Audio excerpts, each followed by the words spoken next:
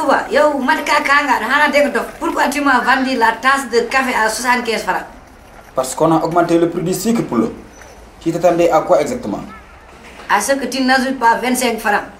Quand tu as dit que tu as lan moo tax nga yokk si juróom dërëm bi lan moo tax defoo fukk ak ñaar baadoo la bugg de hey regarde-moi quand je te parle regarde-moi su wax yow dag may kool ko am Oh oh Poulo, tu parles trop. Xanaa seku nga ndékkee wala bokk. hey kan ngay lekkaloo seku xanaa su bàyyi ma lekk seku si ndijaay lekk seku si yaay lekk seku kam nga yow dangaa commencé réew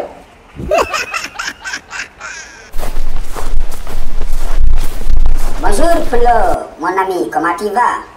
Alaaji Suluk na nga def ça va très bien, je vais bien. Tay bàyyi nga ma de ci loolu nekk ana kaali. Non, même pas. C'est juste que je suis un peu occupé avec les business et tout ça. Yaa ma gën a xam. Ah, jàptaan nangul ak neneen xam naa danga am yeneen karit yu bees mu bàyyi mu. Dis pas ça yow tamit Poulo. À part xaalis yow yaa fi sama doomu nday col crazy yow it. Alaaji Suluk nag man je commence à te connaître yàgg nañ nag. Si tu fais le nekkal léegi am lu la yëngati qu'est-ce que tu veux? Quelque chose comme quoi Poulo looy wax nii. Xam naa tu es un nitu intérêt waxal léegi li nga bëgg dama yàkkam waxal gaaw. waaw war nga ak suukar laa bëggoon. Ana kaalis bi indaale leen kaalis a di kaalis où est l'argent? non dama koy jël bind ko ci kaye bi. mayuma lebaluma la sarakuma la joguma la jógal fi. mais Poulo koy yuuxu yow pourquoi tu me cries dessus?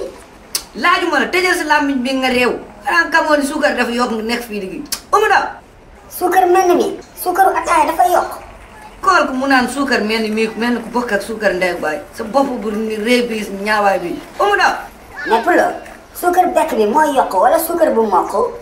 an suluku an mi ñuusaat ma de ñaari suukar yi moo yokk moo tax triant yi léegi jaayuñ café fukk ak ñaar café fukk juróom lañ jaay man dama yaakaar ni gars yi dañoo bëgg a rey ñun père de famille yi dund gi seer na Sénégal de mais Poulo doo ma jàppale rek lebal ma war nga ak suukar ma mën a naan léwal sama bopp bi mooy mettiwaay j'ai mal à la tête mais Poulo looy ree pourquoi tu ris? oui sama nay assez comme naa buy saraku di yërëm telu laa gis baykam Touba assez comme ça bu yërëm telu bu saraku telu bu yaram bi moo nekk fii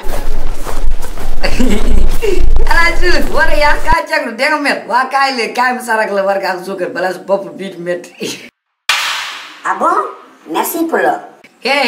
bul ñëw ruutu dem leen nag rek du am tus Poulo xoolal damay tëb lëmbal tëbati lëmbal ah dama lay nokk laa wax duma sa golo ah